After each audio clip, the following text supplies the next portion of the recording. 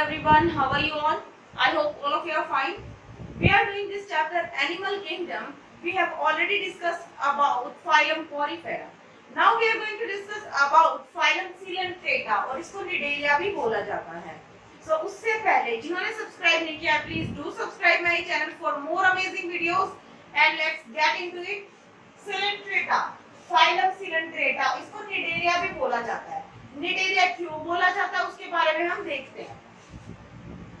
बेटा सबसे पहले हम पढ़ते हैं दे आर एक्वाटिक यानी कि पानी में रहने वाले जानवर हैं. मोस्टली मरीन, मरीन मतलब जो समुद्र में रहता है. ससाइल और स्विमिंग मतलब कहीं अटैच भी हो सकते हैं और ये फ्री स्विमिंग भी हो सकते हैं.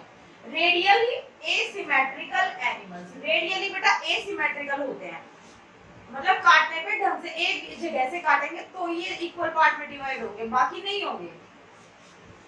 The name Nidaria is derived from the nidoblast और nidocyte. Nidoblast और nidocytes नाम की सेल प्रेजेंट होती हैं, इसीलिए इसका नाम निडेरिया बोला गया है. अब देखो सेल तो अलग अलग बहुत सारों के प्रेजेंट होते हैं, उनके तो नाम नहीं रखे गए. बेटा जो ये निडोब्लास्ट है बहुत ही इंपॉर्टेंट सेल है. ये जो स्ट्रक्चर बनाया हुआ है ये निडोब्लास्ट सेल का ही है. पहले हम इस स्ट्रक्चर को देख लेते हैं, उसके बाद हम इसके डिटेल में जाएंगे. बेटा ये सेल क्या होती है, जब भी इसको कोई जानवर पकड़ना होता है तो ये सेल बाहर निकल जाती है और इसके ऊपर ये धागे जैसा थ्रेड लाइक स्ट्रक्चर दिखता है जिसको ट्यूब बोलते हैं. ये उसके अंदर एक टॉक्सिक रिलीज कर देती है प्रे के अंदर.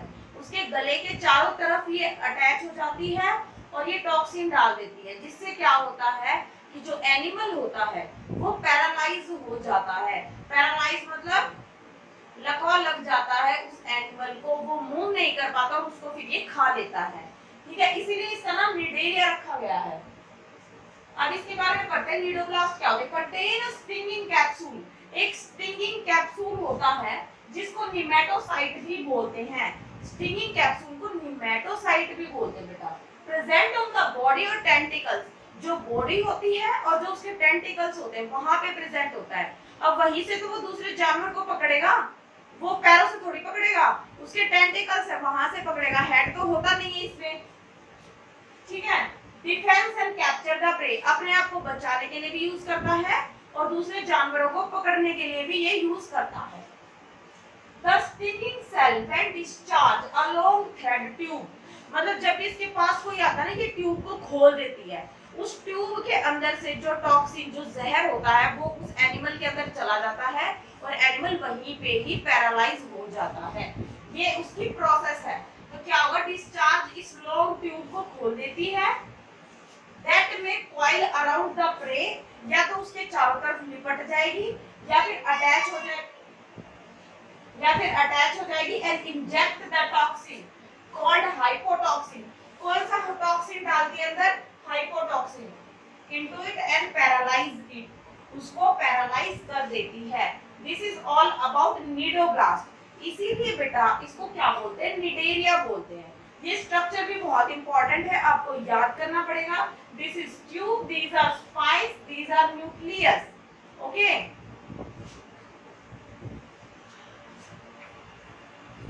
Tissue level of organisation are diploblastic. बेटा टिश्यू लेवल ऑफ ऑर्गेनाइजेशन होता है जो पोरीफेरा था, उसमें हमने पढ़ा था कि सेलुलर लेवल ऑफ ऑर्गेनाइजेशन है, यानी कि सेल्स का मास इकट्ठा हुआ है वहां पे. यहाँ पे क्या है, सेल्स ने मिलकर टिश्यू तो बना दिया पर वो टिश्यू पर्टिकुलर ऐसे कोई फंक्शन नहीं परफॉर्म कर रहा है. तो जो ऑर्गेनाइजेशन लेवल है उसका लेवल थोड़ा सा ऊपर गया है और टिश्यू लेवल ऑफ ऑर्गेनाइजेशन हुआ है. बट डिप्लोब्लास्टिक यानी कि एक्टोडर्म एंड एंडोडर्म भी प्रेजेंट है. जर्म लेयर, मेसोडर्म यहाँ पे प्रेजेंट नहीं होती है. Digestion, it is extracellular and intracellular, दोनों टाइप से डाइजेशन हो सकता है. Some of the cnidarian which are corals, कुछ निडेरियन होते हैं जिनको कोरल्स बोलते हैं. हैव स्केलेटन कंपोज्ड ऑफ, जो कोरल्स होते हैं ना समुद्र के अंदर पत्थर अपने आप बनने स्टार्ट हो जाते हैं. वो कैसे बनने स्टार्ट होते हैं, अब वहां पे कोई कुछ डाल के थोड़ी जा रहा है कि भाई इसके अंदर पत्थर बनना स्टार्ट हो गया और वो पानी में पिघलता भी नहीं है. तो वो क्या होता है, जो कोरल ऑर्गेनिज्म होते हैं ना वो एक सब्सटेंस सीक्रेट करते हैं. ठीक है, कैल्शियम कार्बोनेट सीक्रेट करते हैं अपने चारों तरफ और उनमें रहते हैं। जब वो डेड हो जाता है तो वो यूं का यूं वहां रह जाता है, तो उसको बोलते हैं कोरल। कोरल है skeleton composed of calcium carbonate. Calcium carbonate का स्ट्रक्चर प्रेजेंट होता है। They exhibit two body forms, polyp and medusa। बेटा दो टाइप की बॉडी फॉर्म्स प्रेजेंट होती है, किसमें? सिलेंट्रेटा में, किसमें? निडेरिया में। निडेरिया क्यों बोलते हैं? निमेटोसाइट्स प्रेजेंट होते हैं। निमेटोसाइट्स क्या करते हैं? टॉक्सिन रिलीज करते हैं। टॉक्सिन का नाम क्या होता है? हाइपोटॉक्सिन। बेटा ये सब हमने यहाँ पे कर लिया, ठीक है। अब हम आ रहे हैं, जो इसकी बॉडी फॉर्म होती है वो दो टाइप की होती है, पॉलिप एंड मेडुसा। जो पॉलिप और मेडुसा दो टाइप से शो करता है। The former is sessile and cylindrical form. जो फॉर्मर होता है वो सेसाइल एंड सिलेंड्रिकल होता है, लाइक हाइड्रा, एडमेसिया। ठीक है, हाइड्रा हमने देखा है ना स्ट्रक्चर में। And latter is umbrella shaped and free swimming like Aurelia, jellyfish. ठीक है, जो अब आप जैसे आपके आगे डायग्राम भी आ गया होगा, जो पहली होती है वो हाइड्रा होती है, जो कि सिलेंड्रिकल होती है और सेसाइल होती है, कहीं चल फिर नहीं सकती। हाइड्रा एक जगह पे अटैच होता है, कुछ इस टाइप का हमें दिखता है, और इसमें निडेरियन सेल्स होती हैं। ठीक है, निडोब्लास्ट जिनको बोला जाता है। जो दूसरा होता है वो बहुत ही ब्यूटीफुल सा स्ट्रक्चर होता है जेलीफिश का।